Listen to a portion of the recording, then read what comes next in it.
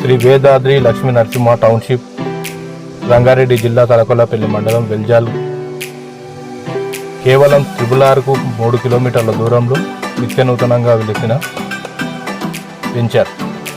24 hours facility, CC cameras and electricity, under pass electricity, under drainages, నూతన గృహ నిర్మాణాలు మరియు విశాలవంతమైన రోడ్లు, BT roads and CC roads,